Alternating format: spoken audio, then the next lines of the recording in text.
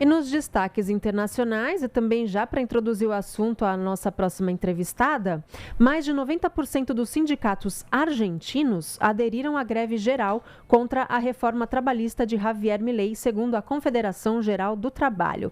A paralisação de 24 horas afetou transportes, bancos e cancelou 255 voos, impactando 31 mil passageiros. Os sindicatos protestam contra mudanças como a jornada de trabalho de até 12 horas e a redução de indenizações. O governo minimiza o movimento, mas a mobilização expõe forte resistência às reformas. E para repercutir esse assunto, a gente vai falar aqui com a Gislaine Della Beneta, jornalista que está na Argentina, que vai trazer mais informações sobre esse caso. Bom dia, Gislaine. Seja bem-vinda à programação da TMC. Bom dia, Estela, bom dia, Maiara, bom dia também aos ouvintes. Você está em Buenos Aires, Gislaine? Eu estou em Córdoba, que é a segunda maior cidade aqui da Argentina. E os protestos por aí também aconteceram, assim como em Buenos Aires ontem? Também aconteceram de forma um pouco mais pacífica, né? Mas a concentração maior foi em Buenos Aires mesmo, que a gente viu ali, que começou até de uma forma mais pacífica, mas depois acabou aí se tornando mais pesada, mais violenta até, né, entre os manifestantes e os policiais. Gislaine, quais pontos da proposta trazem mais revolta à população, né? Para a gente entender como é que funciona o sistema trabalhista argentino hoje e o que mudou para pior, digamos assim, para o trabalhador com a reforma. Olha, a reforma ela traz uma série de mudanças e a gente pode destacar aqui algumas das principais que certamente causam mais revolta nos trabalhadores, que é o aumento da jornada de trabalho de 8 para 12 horas por dia, desde que mantendo ali o limite semanal de 48 horas e o descanso de 12 horas entre os turnos. A reforma ela também prevê o fim do pagamento de horas extras, que agora devem ser compensadas apenas com folgas ou redução na jornada de trabalho. Outro ponto também é o salário, que poderá ser variável, não mais fixo, sendo relacionado à produtividade do trabalhador e vai poder ser pago com pesos ou outra moeda estrangeira. As férias vão poder ser fracionadas e não mais de um mês corrido, e de acordo com as exigências do empregador em períodos de no mínimo 7 dias. As indenizações por demissões serão menores, porque devem excluir as férias e o 13º salário.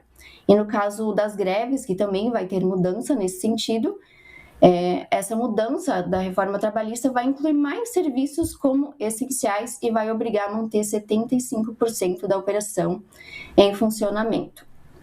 Então, acredito que dos pontos que são aí 200, né, aprovados, esses são assim alguns dos principais que causam mais revolta, né, nos trabalhadores. Eu fico pensando essa história de você ganhar por produtividade. Como é que você, em alguns casos, dá até para você medir a tua produtividade. Mas, por exemplo, a gente aqui que trabalha com a criatividade, né? Como é que você vai avaliar a minha produtividade e a da Estela, por exemplo? A Maiara hoje está rouca, teve uma produtividade menor, vai ganhar menos, não é? A Estela hoje leu menos manchete aqui, que não é o caso, é o contrário. Mas, enfim, né? Deve ser muito complicado para realmente fazer essa medição. E aí eu te pergunto, como que está a reação do presidente frente a essas greves, né? Como que ele está encarando tudo isso? Se ele chegou a se pronunciar em algum momento, Javier Milei? Olha, o governo ele defende que a proposta vai reduzir custos trabalhistas, vai aumentar a segurança jurídica e incentivar a criação de empregos formais, já que atualmente cerca de 45% dos empregos não estão com carteira assinada. Ele se pronunciou brevemente no Twitter. E do outro lado dessa história, claro, a gente tem os trabalhadores e os sindicatos, né, que estão afirmando que essa reforma ela representa um retrocesso trabalhista, tanto que a gente pôde ver na greve da quinta-feira, que foi o dia, né, da votação da reforma na Câmara, e essa já foi uma das maiores greves já ocorridas durante o governo do Milei.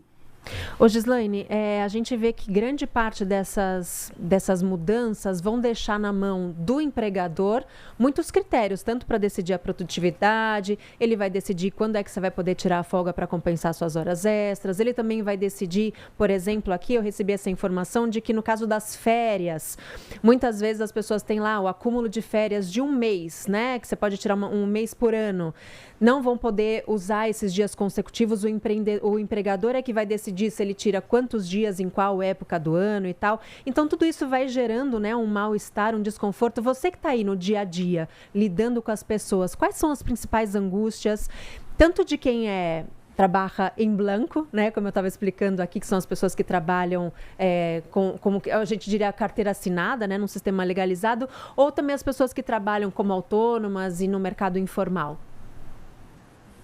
A gente vê uma preocupação das pessoas com o que vai acontecer, porque, como você falou, né, essa reforma ela deixa tudo praticamente nas mãos do empregador. Então, o que a gente vê é essa insegurança das pessoas sem saber o que vai acontecer com o futuro profissional delas, até que essa reforma realmente seja toda aprovada, né? Agora, o governo ele voltou atrás com alguns pontos e deve voltar novamente para o Senado para ser votado, fazer uma nova análise. Até um dos pontos que o Senado acabou, o governo, aliás, acabou voltando atrás, foi a medida que previa a redução de 50% do salário no caso de doença ou acidentes fora do ambiente de trabalho. Então, como teve essa alteração na Câmara, o texto vai precisar voltar, né, para o Senado para fazer uma nova análise e, obviamente, isso causa uma grande preocupação com as pessoas, porque imagina você não ter nenhum direito de ficar doente, que o seu salário poderia ser reduzido ali pela metade.